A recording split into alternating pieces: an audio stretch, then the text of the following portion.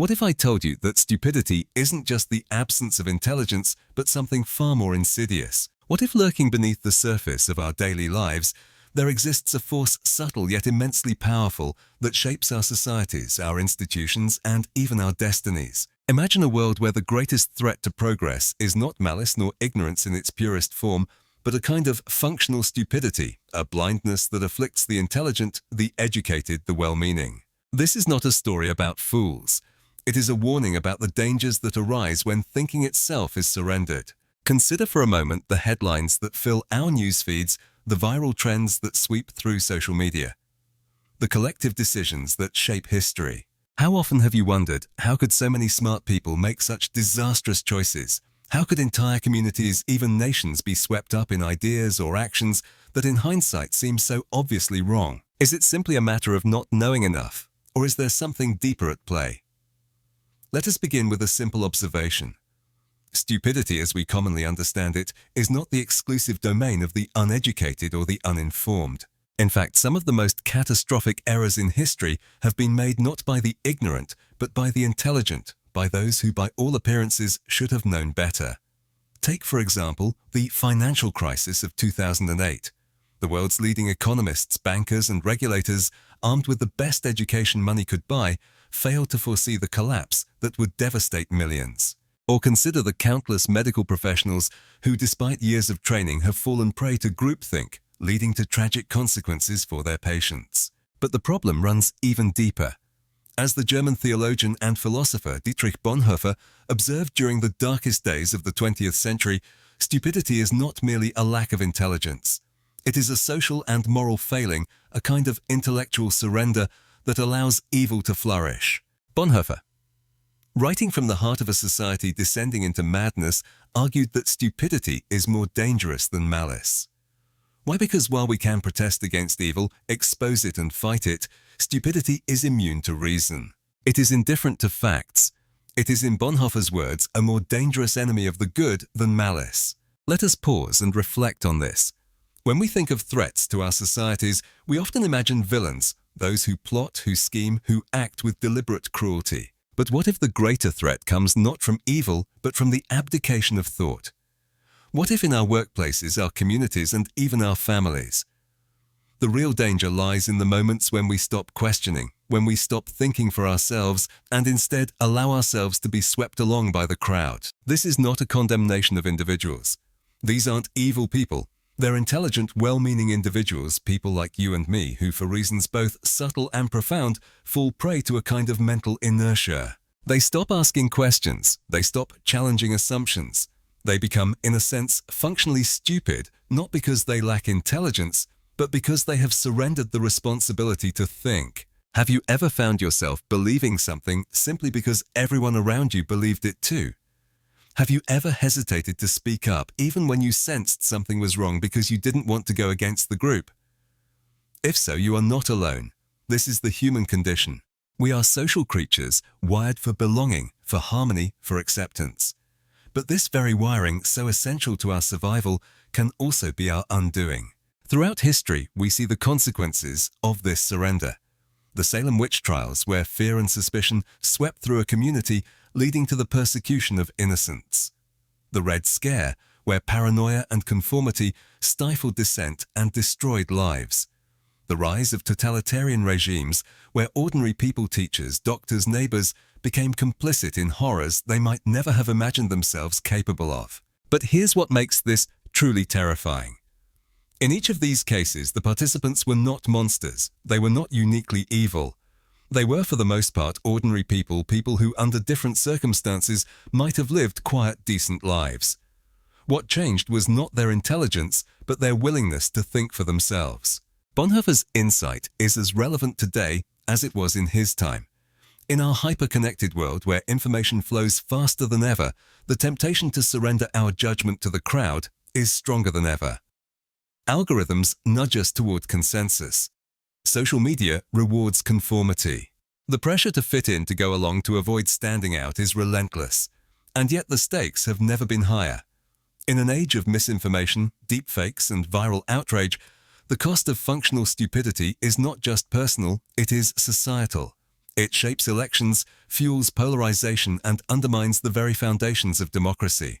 So who stands fast? Who resists the tide? The answer isn't found in superior intelligence or education. It's found in the daily choice to remain curious rather than certain, to question rather than accept, to think rather than merely follow. If stupidity is partly chosen, it can also be rejected. And in a world that desperately needs independent thinkers, choosing to think carefully and independently becomes one of the most important things we can do. To understand the true nature of functional stupidity, we must look beyond the individual and examine the forces that shape our minds and behaviors. Why do otherwise rational, intelligent people so often find themselves swept up in collective folly? The answer lies not in a lack of intellect, but in the profound social and psychological pressures that define the human experience. Let us begin with a landmark experiment in the history of psychology, the Milgram experiment. In the early 1960s, psychologist Stanley Milgram set out to explore the limits of obedience. He recruited ordinary people and instructed them to administer what they believed were painful electric shocks to another participant, an actor unknown to them, whenever he made a mistake on a memory test. The shocks were fake, but the participants did not know this. What Milgram discovered shocked the world. Over 60% of participants were willing to administer what they believed were potentially lethal shocks simply because an authority figure told them to do so. What does this tell us? It reveals a chilling truth. The human tendency to obey authority, even against one's own conscience, is deeply ingrained. It is not stupidity in the sense of ignorance or lack of intelligence. Rather, it is a kind of social blindness, a willingness to surrender judgment to those in power. This is functional stupidity in action, the suspension of critical thought in the face of authority. But authority is not the only force at work. Consider the famous conformity experiments conducted by Solomon Asch. In these studies, participants were placed in groups and asked to answer simple questions about the length of lines on a card. Unbeknownst to the real participant, the rest of the group was instructed to give blatantly incorrect answers. The result? Time and again individuals went along with the group even when the answer was obviously wrong. The desire to fit in, to avoid conflict, to belong, these are powerful motivators, stronger even than the evidence of our own eyes. What is it about groups that makes us so susceptible to this kind of thinking? The answer lies in our evolutionary history. For most of human existence, survival depended on the group. To be cast out to stand alone was to risk death. Our brains are wired for social harmony, for consensus, for the safety of the herd. But what kept our ancestors alive can, in the modern world, lead us astray.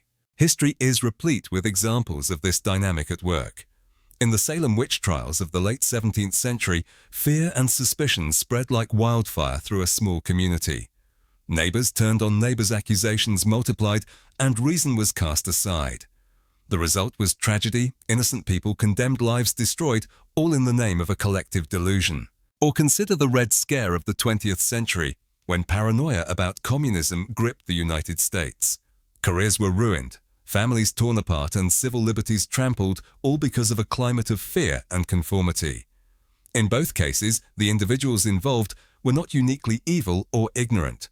They were, for the most part, ordinary people caught up in extraordinary circumstances, swept along by the currents of their time. Perhaps the most sobering example comes from the history of Nazi Germany. How did a nation, renowned for its culture, its intellect, its achievements in science and the arts, descend into barbarism? Historians and philosophers have grappled with this question for decades. The answer in part lies in the phenomenon Bonhoeffer described: the abdication of individual judgment in favor of collective will. Teachers, doctors, bureaucrats, people who might otherwise have been pillars of their communities, became complicit in atrocities, not because they were monsters, but because they stopped thinking for themselves. It is important to stress this is not a story about evil in the traditional sense. Evil, as Bonhoeffer wrote, carries with it a certain clarity, a recognition of right and wrong, however twisted.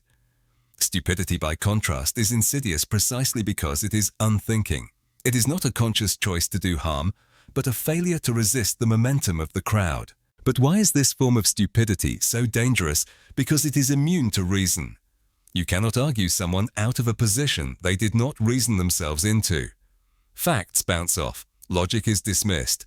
The group becomes its own reality, impervious to outside influence. This is why, as Bonhoeffer warned, stupidity is a more dangerous enemy of the good than malice.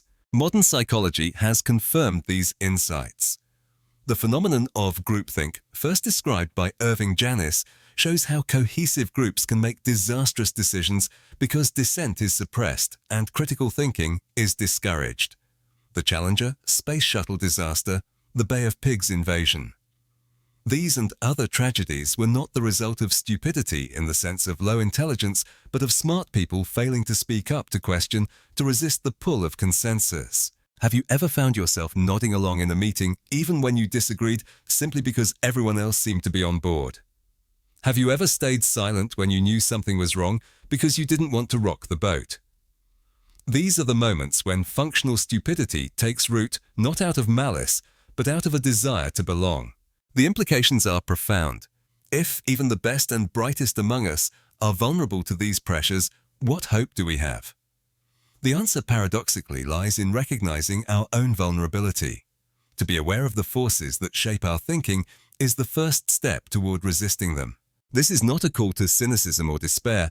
It is a call to humility, to recognize that none of us is immune, that all of us are susceptible to the subtle, powerful pull of the group. It is a call to courage, to speak up, to question, to think for ourselves even when it is uncomfortable or unpopular. In the end, the battle against functional stupidity is not fought in grand gestures, but in the quiet moments of everyday life. It is the decision to ask a question when everyone else is silent. It is the willingness to say, "I don't know," when others pretend to have all the answers. It is the courage to think and to keep thinking even when the world seems determined to stop. To truly grasp the persistent and pervasive nature of functional stupidity, we must turn our attention to the systems and structures that shape modern life. It is not enough to examine the psychology of individuals or the dynamics of small groups. We must also confront the broader forces, economic, technological, institutional, that nurture and sustain this phenomenon on a massive scale. Consider for a moment the architecture of our digital world. Every day, billions of people interact with algorithms designed not to foster independent thought, but to maximize engagement. Social media platforms, news aggregators and search engines are not neutral conduits of information. They are finely tuned machines engineered to capture our attention, to feed us what we already believe, and to nudge us toward ever more extreme positions. The result is not a marketplace of ideas, but a series of echo chambers, closed loops, in which dissent is filtered out and consensus, however misguided, is amplified. How does this happen? It is the logic of the algorithm. When you like a post, share an article, or linger on a video, the system learns what you prefer and serves you more of the same. Over time, your feed becomes a reflection of your existing beliefs, reinforced and magnified by the choices of others in your network. Dissenting voices are quietly pushed aside, not by censorship, but by the invisible hand of personalization. The effect is subtle but profound. We become less likely to encounter ideas that challenge us, more likely to accept what is familiar, and increasingly insulated from the messy, uncomfortable reality of genuine debate. This is not merely a technical issue, it is a social and ethical crisis. The spread of misinformation, the rise of conspiracy theories, the polarization of public discourse, all are symptoms of a deeper malaise. Functional stupidity thrives in environments where complexity is reduced to slogans, where nuance is sacrificed for virality, and where the pressure to conform is relentless. But the digital world is only part of the story. Our economic and institutional structures also play a crucial role. In many organizations, for example, the imperative to maintain harmony, meet targets, or avoid controversy can stifle dissent and discourage critical thinking.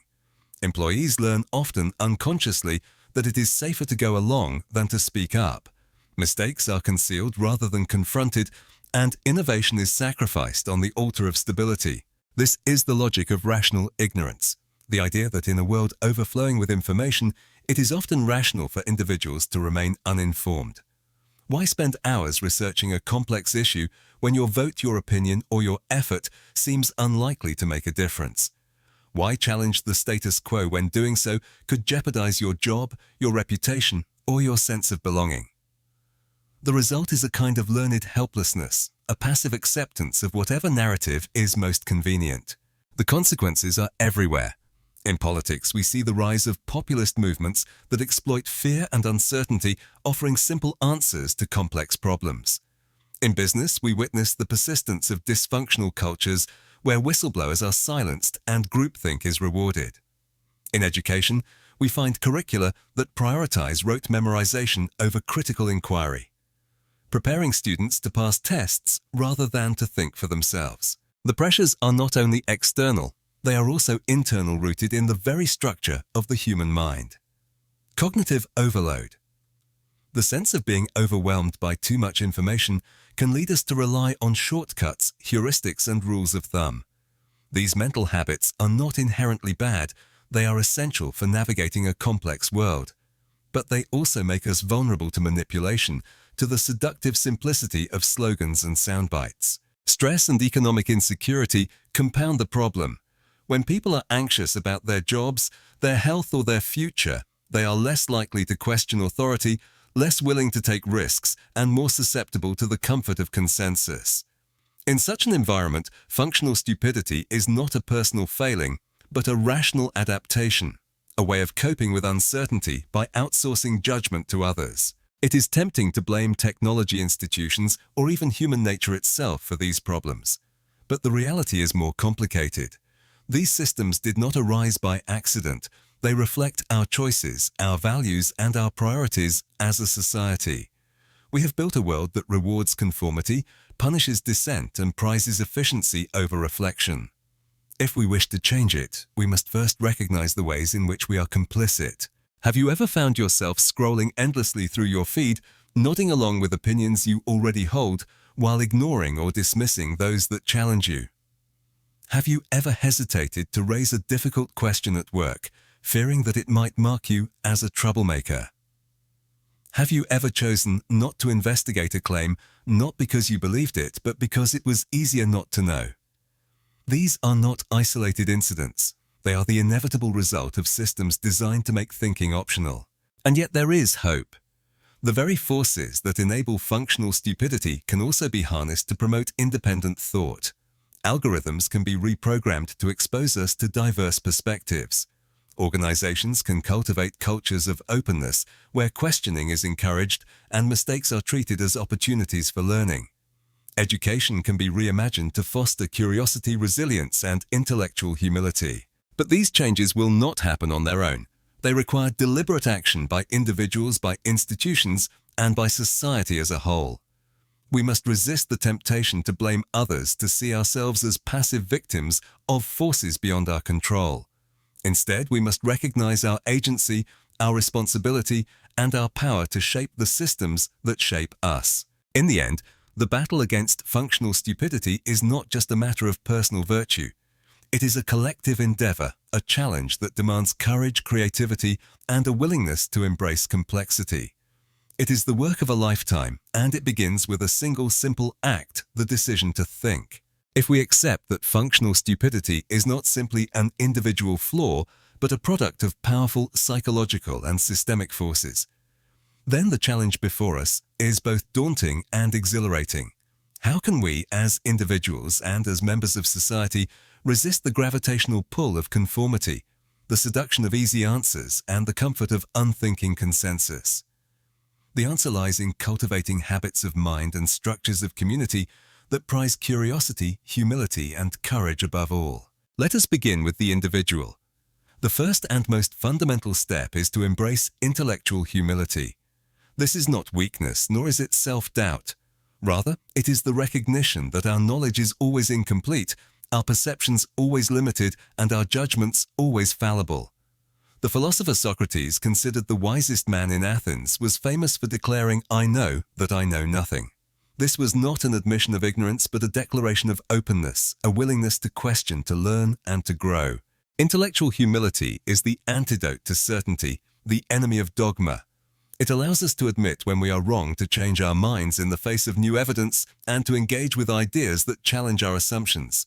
It is the foundation of all critical thinking, and it begins with a simple, courageous act, the willingness to say, "I don't know." But humility alone is not enough. We must also cultivate the habit of critical inquiry, the disciplined practice of questioning, analyzing, and evaluating the information we encounter.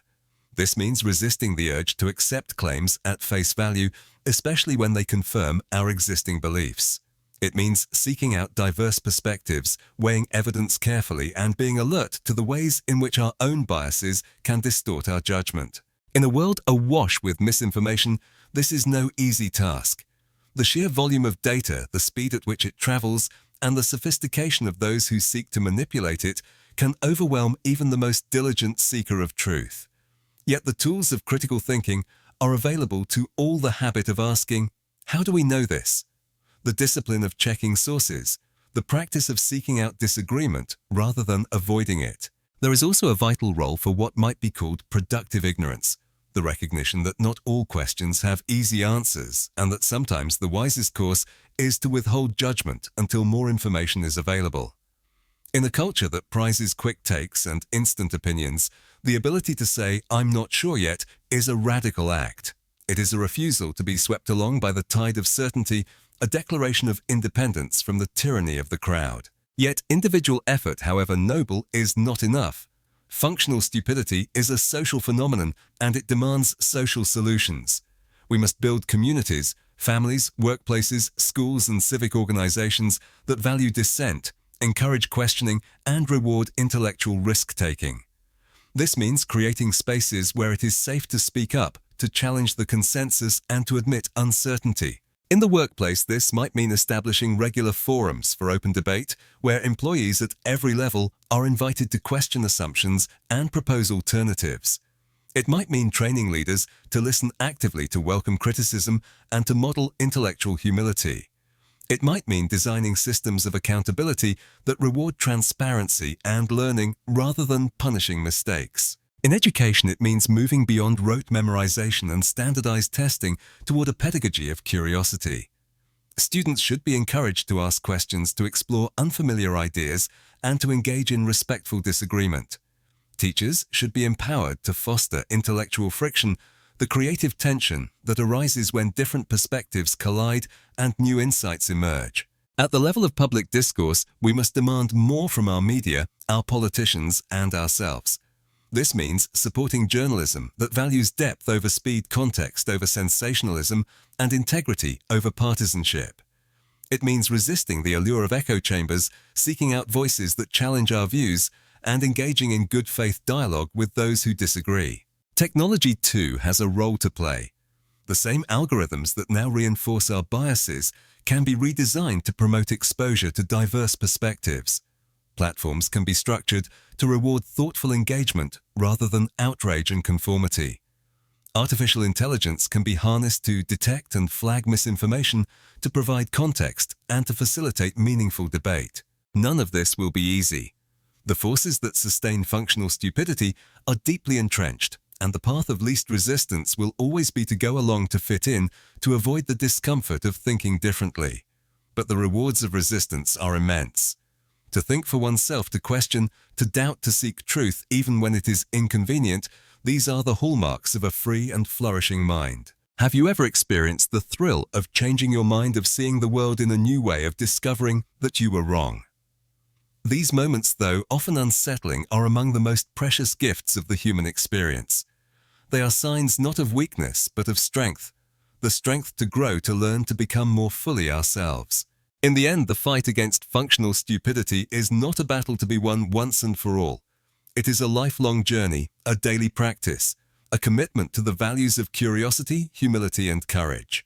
It is the work of building a world in which independent thought is not just tolerated but celebrated. Let us not underestimate the power of example. When one person speaks up, asks a question, or admits uncertainty, it creates space for others to do the same. When leaders model intellectual humility, organizations become more resilient, more innovative, and more just. When teachers foster curiosity, students become lifelong learners, equipped to navigate a complex and changing world. And when we as citizens demand more from our institutions, we lay the foundation for a society in which functional stupidity is not the norm but the exception. This is the promise of democracy, the hope of education, and the calling of every person who believes in the power of thought.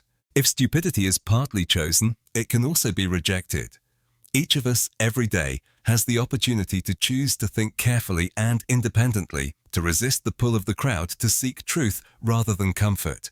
In doing so, we not only enrich our own lives, but contribute to the common good. The task is urgent, the stakes are high, and the time is now. Will we accept the challenge? Will we dare to think? As we stand at the crossroads of an age defined by information overload, technological marvels, and unprecedented social complexity, the challenge of functional stupidity looms larger than ever. It is not a distant threat, nor a problem confined to history books or faraway lands. It is here now, woven into the fabric of our daily lives, shaping our choices and ultimately our future. Yet within this challenge lies a profound hope, a hope grounded in the resilience of the human spirit and the enduring power of independent thought. Let us take a moment to consider the world we inhabit. We are surrounded by tools and technologies that would have seemed miraculous to previous generations. Artificial intelligence can compose music, diagnose diseases, and predict the weather. Deepfakes can create images and videos so convincing that even experts are sometimes fooled. Information once scarce and precious now flows in torrents accessible to anyone with a smartphone and a connection to the internet. And yet, for all our progress, we find ourselves more vulnerable than ever to the perils of functional stupidity. The very tools that empower us can also deceive us. The same networks that connect us can isolate us in bubbles of consensus. The abundance of information, rather than enlightening us, can overwhelm and confuse, making it ever more tempting to surrender our judgment to the crowd. But here is the crucial insight. The antidote to functional stupidity is not more information nor even more intelligence. It is rather the cultivation of wisdom, the ability to discern truth from falsehood, to recognize complexity, and to act with integrity even when it is difficult. Wisdom is not the exclusive domain of the brilliant or the educated. It is available to all who are willing to think deeply, to question bravely, and to learn humbly. What does this mean in practice? It means resisting the lure of certainty, the comfort of easy answers, and the seduction of outrage. It means embracing the discomfort of doubt, the discipline of inquiry, and the humility of not knowing. It means choosing every day to think for ourselves, even when it would be easier not to. This is not a solitary task. The fight against functional stupidity is a collective endeavor requiring the participation of all. It is the work of parents who teach their children to ask questions, of teachers who foster curiosity, of leaders who model humility, and of citizens who demand accountability. It is the work of building institutions that value transparency, reward dissent, and encourage experimentation. It is the work of creating cultures in which independent thought is not merely tolerated but celebrated. The challenges are real and the obstacles many. There will be moments of frustration, of doubt, of failure. There will be times when the pressure to conform feels overwhelming, when the cost of thinking differently seems too high. But it is in these moments that our commitment is tested and our character revealed. Let us remember the words of Dietrich Bonhoeffer, who in the darkest days of the 20th century dared to speak the truth. Against stupidity, we are defenseless, but only as long as we remain silent and passive. The power of stupidity lies not in its strength, but in our willingness to accept it. The moment we choose to resist, to think, to question, to speak, the spell is broken. Have you ever witnessed the ripple effect of a single act of courage? When one person dares to ask the uncomfortable question, others find the strength to follow. When one leader admits uncertainty, others are freed to do the same. When one community values truth over comfort, it becomes a beacon for others to emulate. This is how change begins, not with grand gestures, but with countless small acts of integrity. In the age of artificial intelligence and deepfakes, the need for independent thought has never been greater. We must learn to question not only what we see and hear, but also what we think and feel. We must cultivate the habits of mind that enable us to navigate complexity, to tolerate ambiguity, and to resist the allure of simple answers. We must, in short, become stewards of our own minds. This is the work of a lifetime, and it will never be finished. Each generation must take up the challenge anew, building on the insights and achievements of those who came before. But the rewards are immense. A society that values independent thought is more resilient, more innovative, and more just. It is a society in which individuals are free to pursue truth, to challenge injustice, and to create meaning in their lives. So let us choose today and every day to reject functional stupidity. Let us choose curiosity over certainty, inquiry over acceptance, and courage over conformity. Let us build communities, institutions, and cultures that honor the dignity of thought and the power of dissent. And let us remember, the future is not written. It is shaped by the choices we make, the questions we ask, and the courage we summon. In the end, the greatest defense against functional stupidity is not intelligence, nor education, nor technology. It is the simple, stubborn refusal to stop thinking. Will you accept the challenge? Will you dare to think, to question, to learn, and to grow? The world needs your mind now more than ever.